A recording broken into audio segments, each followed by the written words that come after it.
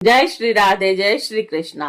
वसुदेव जी के पास श्री नारद जी का आना और उन्हें राजा जनक तथा 9 योगेश्वरों का संवाद सुनाना।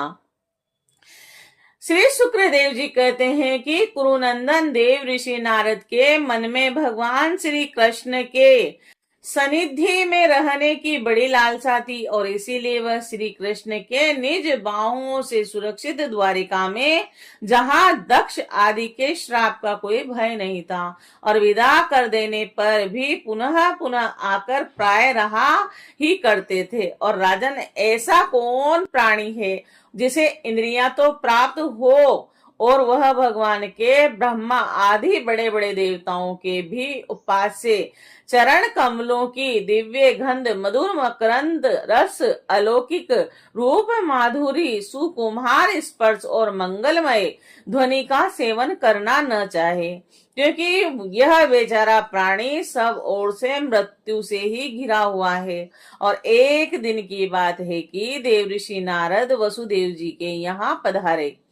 वसुदेव जी ने उनका अभिवादन किया तथा आराम से बैठ जाने पर विधि पूर्वक उनकी पूजा की और इसके बाद पुनः प्रणाम करके उनसे यह बात कही। श्री वसुदेव जी ने कहा कि संसार में माता पिता का आगमन, पुत्रों के लिए और भगवान की ओर अग्रसर होने वाले साधु संतों का पदार्पण प्रपंच में उलझे हुए दीन दुखियों के लिए बड़ा ही सुखकर और बड़ा ही मंगलमय होता है। परंतु भगवान, आप तो स्वयं भगवंतमय भक्त स्वरूप हैं। आपका चलना फिरना तो समस्त प्राणियों के कल्याण के लिए ही होता है। देवताओं के चरित्र भी अभी प्राणियों के लिए दुख के हेतु तो कभी सुख के हेतु बन जाते हैं, परंतु जो आप जैसे भगत प्रेमी पुरुष हैं, जिनका हृदय प्राण जीव सब कुछ भगवानमय हो गया है और उनकी तो प्रत्येक चेष्टा समस्त प्राणियों के कल्याण के लिए ही होती है। जो लोग देवताओं का जिस प्रकार भजन करते हैं, देवता भी परछाई के समान ठीक उसी रीति से भजन करने वाले को फल देते हैं, क्योंकि देवता कर्म के मंत्री हैं और अधीन हैं, और परंतु सत्पुरुष दीन वत्सल होते हैं, अर्थात जो सांसारिक संपत्ति एवं साधन से भी हीन है उसे अपनाते हैं। ब्राह्मण, यद्यपि हम आपके शुभागमन और शुभ दर्शन से ही कृत हो गए हैं, यद्यपि आपसे उन धर्मों के मतलब उन साधनों के संबंध में प्रसन्न कर रहे हैं जिनको मनुष्य श्रद्धा से सुन भर ले तो इस सब ओर से भयदायक संसार से मुक्त हो जाए। पहले जन्म में मैंने मुक्ति देने वाले भगवान की आराधना तो की थी, परंतु इसीलिए नहीं कि मुझे मुक्ति मिले। मेरी आराधना का उद्देश्य था कि वे मुझे पुत्र रूप में प्राप्त हो, और उस समय में भगवान की लीला से मुग्ध हो रहा था। और सुव्रत, अब आप मुझे ऐसा उपदेश कीजिए जिससे मैं इस जन्म मृत्यु रूप भयावह संसार से, जिसमें दुख भी सुख का विचित्र और मोहक रूप धारण करके सामने आते हैं, अनायास ही पार हो जाऊं। श्री शुक्रदेव जी कहते हैं कि राजन, बुद्धिमान वसुदेव जी ने भगवान के स्वरूप और गुण आदि के श्रवण और अभिप्राय से ही प्रसन्न किया था, और देव ऋषि नारद उनका प्रसन्न सुनकर भगवान के अचिंत्य अनंत कल्याणमय गुणों के स्मरण में तन्मय हो गए और प्रेम एवं आनंद में भरकर वसुदेव जी से बोले। नारद जी ने कहा, यदुवंश शिरोमणे, तुम्हारा यह निश्चय बहुत ही सुंदर है, क्योंकि यह भागवत धर्म के संबंध में है, जो सारे विश्व को जीवन दान देने वाला है, पवित्र करने वाला है। और वसुदेव जी, यह भागवत धर्म एक ऐसी वस्तु है जिसे कानों में सुनने, वाणी से उच्चारण करने और चित्त में स्मरण करने, हृदय से स्वीकार करने या कोई उसका पालन करने जा रहा हो तो उसका अनुमोदन करने से ही मनुष्य उसी क्षण पवित्र हो जाते हैं। चाहे वह भागवत का एवं सारे संसार का द्रोही ही क्यों न हो, जिनके गुण, लीला और नाम आदि का श्रवण तथा कीर्तन पतितों को भी पावन करने वाला है, उन्हीं परम कल्याण स्वरूप मेरे आराध्य देव भगवान नारायण का तुमने आज मुझे स्मरण कराया है। वसुदेव जी, तुमने मुझसे जो प्रसन्न किया है, इसके संबंध में संत पुरुष एक प्राचीन इतिहास कहा करते थे। वह इतिहास है कि सबके पुत्र 9 योगेश्वरों और महात्मा विदेह का शुभ संवाद। तुम जानते ही हो कि स्वयंभू मनु के एक प्रसिद्ध पुत्र थे प्रियव्रत, और प्रियव्रत के थे आगृध, और आगृध के थे नाभि, और नाभि के पुत्र हुए ऋषभ। और शास्त्रों में उन्होंने भगवान वासुदेव का अंश कहा है, और मोक्ष धर्म का उपदेश करने के लिए उन्होंने अवतार ग्रहण किया। उसके सुपुत्र थे और सब के सब वेदों के पारदर्शी विद्वान थे। उनमें सबसे बड़े थे राज ऋषि भरत। वे भगवान नारायण के परम प्रेमी भक्त थे, और उन्हीं के नाम से यह भूमि खंड जो पहले अजनाभ वर्ष कहलाता था, भारतवर्ष कहलाया। यह भारतवर्ष भी एक अलौकिक स्थान है। राज ऋषि भरत ने सारी पृथ्वी का राज्य भोग किया, परंतु अंत में इसे छोड़कर वन में चले गए। वहां उन्होंने तपस्या के द्वारा भगवान की उपासना की, और 3 जन्मों में वे भगवान को प्राप्त हुए। भगवान ऋषभ देव जी के शेष 99 पुत्रों में से 9 पुत्र तो इस भारतवर्ष के सब और स्थित 9 द्वीपों के अधिपति हुए, और 81 पुत्र कर्मकांड के रचयिता ब्राह्मण हो गए। शेष 9 सन्यासी हो गए, और वे बड़े ही भाग्यवान थे। उन्होंने आत्मविद्या के संपादन में बड़ा परिश्रम किया था, और वे वास्तव में वे उनमें बड़े निपुण थे। वे प्राय दिगंबर ही रहते थे, और अधिकांश अधिकारियों को परामर्थ वस्तु का उपदेश किया करते थे। उनके नाम थे कवि, हरि, अंतरिक्ष और प्रबुद्ध, पिपलायन, अविहोत्र, दुर्मिल और चमस और करब भाजन। वे इस कार्य कारण और व्यक्त अव्यक्त भागवत जगत को अपनी आत्मा से अभिन्न अनुभव करते हुए पृथ्वी पर स्वच्छंद विचरण करते रहते थे। उनके लिए कहीं भी रोक टोक न थी। वे जहाँ चाहते चले जाते। देवता, सिद्ध, साध्य, गंधर्व, यक्ष, मनुष्य, किन्नर और नागों के लोकों में तथा मुनि, चारण, भूतनाथ, विद्याधर, ब्राह्मण और गौओं के स्थानों में वे स्वच्छंद विचरण करते थे। वसुदेव जी वे सबके सब जीवन मुक्त थे। एक बार की बात है कि इस अजानाभ भारत वर्ष में विदेह राजमात्मा निर्मी बड़े बड़े ऋषियों के द्वारा एक महान यज्ञ करा रहे थे, और पूर्वोत्तर 9 योगेश्वर स्वच्छंद विचरण करते हुए उनके यज्ञ में आ पहुंचे। वसुदेव जी वे योगेश्वर भगवान के परम प्रेमी भक्त और सूर्य के समान तेजस्वी थे। उन्हें देखकर राजा निर्मी, आह्वानीय, आदि मूर्तिमान अग्नि और ऋतिज्व आदि ब्राह्मण सबके सब उनके स्वागत में खड़े हो गए, और विदेह राज निर्मी ने उन्हें भगवान के परम प्रेमी भक्त जानकर यथा योग्य आसनों पर बैठाया, और प्रेम तथा आनंद से भरकर विधि पूर्वक उनकी पूजा की। और वे 9 योगेश्वर अपने अंगों की क्रांति से इस प्रकार चमक रहे थे कि मानो साक्षात ब्रह्मा जी के पुत्र सनक आदि मुनीश्वर ही हो। राजा निर्मी विनय से झुककर परम प्रेम के साथ उनसे प्रसन्न किया। विदेह राज निर्मी ने कहा कि भगवान मैं ऐसा समझता हूँ कि आप लोग मधुसूदन भगवान के पार्षद ही हैं, क्योंकि भगवान के पार्षद सांसारी प्राणियों को पवित्र करने के लिए विचरण करते रहते हैं, और जीवों के लिए मनुष्य शरीर का प्राप्त होना दुर्बल है। यदि वह प्राप्त भी हो मनुष्य शरीर का प्राप्त होना दुर्बल है। यदि वह प्राप्त भी हो जाता है तो प्रतिक्षण मृत्यु का भय सिर पर सवार रहता है, क्योंकि यह क्षणभंगुर है। इसीलिए अनिश्चित मनुष्य जीवन में भगवान के प्यारे और उनको प्यार करने वाले भक्तजनों का, संतों का दर्शन तो और भी दुर्लभ है। और इसीलिए त्रिलोक पावन महात्माओं, हम आप लोगों से यह प्रश्न करते हैं कि परम कल्याण का स्वरूप क्या है और उसका साधन क्या है। इस संसार में आधे क्षण का सत्संग भी मनुष्यों के लिए परम निधि है।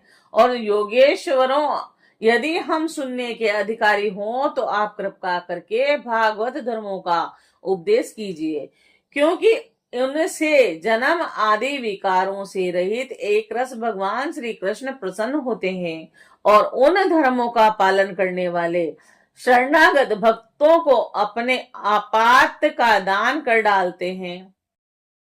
देव ऋषि नारद ने कहा कि वसुदेव जी, जब राजा नीर में उन भगत प्रेमी संतों से यह प्रश्न किया, तब उन लोगों ने बड़े प्रेम से उनका और उनके प्रश्न का सम्मान किया और सदस्य तथा ऋतिजुओं के साथ बैठे हुए राजा निर्मि से बोले, पहले उन 9 योगेश्वरों में से कवि जी ने कहा, राजन भक्त जनों के हृदय में कभी दूर न होने वाले अच्युते भगवान के चरणों की नित्य निरंतर उपासना ही इस संसार में परम कल्याण है, आत्यंतिक क्षेम है तथा सर्वथा भय शून्य है। मेरा ऐसा निश्चित मत है कि देह गेह आदि तुच्छ एवं असत पदार्थों में अहत्ता एवं ममता हो जाने के कारण जिन लोगों की चित्तवृत्ति उग्र हो रही है, उनका भय भी इस उपासना का अनुष्ठान करने पर पूर्णतः निवृत्त हो जाता है। भगवान भोले भाले अज्ञानी पुरुषों को भी सुगमता से साक्षात अपनी प्राप्ति के लिए जो उपाय स्वयं श्री मुख से बतलाते हैं, उन्हें ही भागवत धर्म समझो। राजन, इन भागवत धर्मों का अवलंबन करके मनुष्य कभी विघ्नों से पीड़ित नहीं होता और नेत्र बंद करके दौड़ने पर भी, अर्थात विधि विधान में त्रुटि हो जाने पर भी न तो वह मार्ग में स्वचलित होता है और न तो पतित फल से वंचित होता है। भागवत धर्म का पालन करने के लिए यह नियम नहीं है कि एक विशेष प्रकार का कर्म ही करें। वह शरीर, वाणी, मन से, इंद्रियों से, बुद्धि से, अहंकार से अनेक जन्मों अथवा एक जन्म की आदतों के स्वभाववश जो जो करे, वह सब परम पुरुष भगवान नारायण के लिए ही है। इस भाव से उन्हें समर्पण कर दे, और यही सरल से सरल, सीधे से सीधा भागवत धर्म है। ईश्वर के विमुख पुरुष को उनकी माया से अपने स्वरूप की विस्मृति हो जाती है, और इस विस्मृति से ही मैं देवता हूँ, मैं मनुष्य हूँ, इस प्रकार का भ्रम विपर्य हो जाता है। और इस देह आदि अन्य वस्तुओं में अभिनिवेश तन्मयता होने के कारण ही बुढ़ापा, मृत्यु, रोग आदि अनेकों भय होते हैं। और इसीलिए अपने गुरु को ही आराध्य देव, परम प्रियतम मानकर अनयन भक्ति के द्वारा उन ईश्वर का भजन करना चाहिए। राजन, सच पूछो तो भगवान के अतिरिक्त, आत्मा के अतिरिक्त और कोई वस्तु नहीं, परंतु न होने पर भी इसकी प्रीति, इसका चिंतन करने वालों को उनके चिंतन के कारण, उधर मन लगने के कारण ही होती है। जैसे स्वप्न के समय स्वप्न दृष्टा की कल्पना से अथवा जागृत अवस्था में नाना प्रकार के मनोरथों से एक विलक्षण ही सृष्टि दिखने लगती है। और इसीलिए विचारवान पुरुष को चाहिए कि संसार कर्मों के संबंध में संकल्प विकल्प करने वाले मन को रोक दें और कैद कर लें। बस ऐसा करते ही उसे अभय पद की, परमात्मा की प्राप्ति हो जाएगी। संसार में भगवान के जन्म की और लीला की बहुत सी मंगलमय कथाएं प्रसिद्ध है, उनको सुनते रहना चाहिए। और उन गुणों और लीलाओं का स्मरण दिलाने वाले भगवान के बहुत से नाम भी प्रसिद्ध हैं। लाज संकोच छोड़कर उनका गान करते रहना चाहिए और इस प्रकार किसी भी व्यक्ति वस्तु में स्थान में आसक्ति न करने करके विचरण करते रहना चाहिए। जो इस प्रकार विशुद्ध व्रत नियम लेता है उसके हृदय में अपने परम प्रीतम प्रभु के नाम कीर्तन से अनुराग का प्रेम का अंकुर उगाता है और उसका चित्त द्रवित हो जाता है। अब वह साधारण लोगों की स्थिति से ऊपर उठ जाता है और लोगों की मान्यताओं धारणाओं से परे हो जाता है। दंभ से नहीं, स्वभाव से ही मतवाला सा होकर कभी खिलखिलाकर हंसने लगता है तो कभी फूट फूट कर रोने लगता है। कभी ऊंचे स्वर से भगवान को पुकारने लगता है तो कभी मधुर स्वर से उनके गुणों का गान करने लगता है। और कभी कभी तो जब वह अपने प्रीतम को अपने नेत्रों के सामने अनुभव करता है तब उन्हें रिझाने के लिए वह नृत्य भी करने लगता है। राजन, ये आकाश, वायु, अग्नि, जल, पृथ्वी, ग्रह, नक्षत्र, प्राणी, दिशाएं, वृक्ष, वनस्पति, नदी, समुद्र, यह सबके सब भगवान के शरीर हैं और सभी रूपों में स्वयं भगवान प्रकट हैं। ऐसा समझकर वह जो कोई भी उसके सामने आ जाता है, चाहे वह प्राणी हो या अप्राणी हो, उसे अनयन भाव से भागवत से प्रणाम करता है। भगवत भाव जैसे भोजन करने वाले को प्रत्येक ग्रास के साथ ही तृष्टि यानी तृप्ति अथवा सुख, पुष्टि यानी जीवन शक्ति का संचार और शुद्धा निवृत्ति, ये तीनों एक साथ ही होते हैं, वैसे ही जो मनुष्य भगवान की शरण लेकर उनका भजन करने लगता है उसे भजन के प्रत्येक क्षण में भगवान के प्रति प्रेम और अपने प्रेमास्पद प्रभु के स्वरूप का अनुभव और उनके अतिरिक्त अन्य वस्तुओं में वैराग्य और इन तीनों की एक साथ ही प्राप्ति हो जाती है। राजन, इस प्रकार जो प्रतिक्षण एक एक व्यक्ति के द्वारा भगवान के चरण कमलों का ही भजन करता है उसे भगवान के प्रति प्रेममय भक्ति, संसार के प्रति वैराग्य और अपने प्रियतम भगवान स्वरूप की स्मृति और यह सब अवश्य ही प्राप्त होते हैं। वह भगवान हो जाता है और तब यह सब प्राप्त हो जाते हैं, तब वह स्वयं परम शांति का अनुभव करने लगता है। राजा निर्मि ने पूछा, योगेश्वर, आप कृपा करके भगवत दत्त का लक्षण वर्णन कीजिए और उनके क्या धर्म है और कैसा स्वभाव होता है, वह मनुष्यों के साथ व्यवहार करते समय कैसा आचरण करता है, क्या बोलता है और किन लक्षणों के कारण भगवान का प्यारा होता है। अब 9 योगेश्वरों में से दूसरे हरिजी बोले, राजन, आत्मा स्वरूप भगवान समस्त प्राणियों में आत्मा रूप से नियंता रूप से स्थित हैं, जो कहीं भी न्यूनाधिकता न देखकर सर्वत्र परिपूर्ण भगत सत्ता को ही देखता है और साथ ही समस्त प्राणी और समस्त पदार्थ आत्म स्वरूप भगवान में ही आधे रूप से अथवा अध्यस्त रूप से स्थित हैं, अर्थात वास्तव में भगवत स्वरूप ही है। इस प्रकार का जिसका अनुभव है, ऐसी जिसकी सिद्ध दृष्टि है, उसे भगवान का परम प्रेमी उत्तम भागवत समझना चाहिए।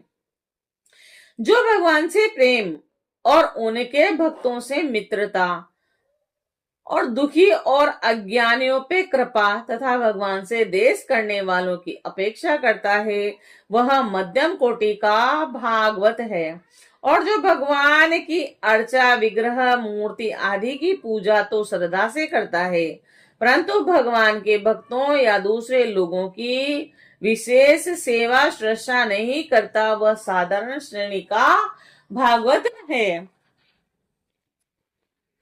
जो श्रोत्र नेत्र आदि इंद्रियों के द्वारा शब्द रूप आदि विषयों का ग्रहण तो करता है, परंतु अपनी इच्छा के प्रतिकूल विषयों में देश नहीं करता और अनुकूल विषयों के मिलने पर हर्षित नहीं होता। उसकी यह दृष्टि बनी रहती है कि यह सब हमारे भगवान की माया है। वह पुरुष उत्तम भागवत है। संसार के धर्म है जन्म मृत्यु, भूख प्यास, श्रम कष्ट, भय और तृष्णा। यह कर्म से शरीर प्राण इंद्रिय मन और बुद्धि को प्राप्त होते ही रहते हैं। जो पुरुष भगवान की स्मृति में इतना तन्मय रहता है कि इनके बार बार होते जाने पर भी उसमें मोह नहीं होता, पराभूत नहीं होता, वह उत्तम भागवत है। और जिनके मन में विषय भोग की इच्छा, कर्म प्रवृत्ति और उनके बीज वासनाओं का उदय नहीं होता, और जो एकमात्र भगवान वासुदेव में ही निवास करता है, वह उत्तम भागवत है। और जिनका जिनका इस शरीर में न तो सतकुल में जन्म तपस्या आदि कर्म से तथा न वर्ण आश्रम एवं जाति से ही अभाव होता है, वह निश्चय ही भगवान का प्यारा है। और जो धन संपत्ति अथवा शरीर आदि में यह अपना है यह पराया है, इस प्रकार का भेदभाव नहीं रखता, समस्त पदार्थों में समस्त स्वरूप परमात्मा को देखता रहता है, संभाव रखता है तथा किसी भी घटना अथवा संकल्प से विक्षिप्त न होकर शांत रहता है, वह भगवान का उत्तम भक्त है।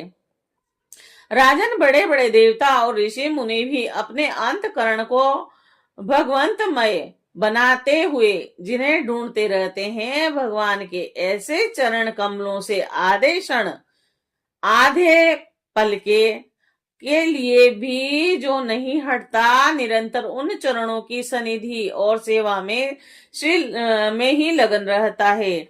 जहां तक कि कोई स्वयं उसे त्रिभुवन की राजलक्ष्मी भी दे दे तो भी वह भगवत स्मृति का तार नहीं तोड़ता, उस राज लक्ष्मी की ओर ध्यान ही नहीं देता। वही पुरुष वास्तव में भागवत वैष्णव में अग्रणीय है और सबसे श्रेष्ठ है। रास लीला के अवसर पर नृत्य गति से भांति भांति के पाद विन्यास करने वाले निखिल सौंदर्य माधुर्य निधि भगवान के चरणों के अंजलि नख की मणि और चंद्रिका के जिन शरणागत भक्त जनों के हृदय का विरह जन्य संताप एक बार दूर हो जाता है, उनके हृदय में वह फिर कैसे आ सकता है। जैसे चंद्रोदय होने पर सूर्य का ताप नहीं लग सकता, विवस्था से नाम उच्चारण करने पर भी संपूर्ण अर्ध राशि को नष्ट कर देने वाले स्वयं भगवान श्री हरि जिनके हृदय को क्षण भर के लिए भी नहीं छोड़ते हैं, क्योंकि उसने प्रेमी की रस्सी से उनके चरण कमलों को बांध रखा है, वास्तव में ऐसा पुरुष ही भगवान के भक्तों में प्रधान है। जय श्री राधे।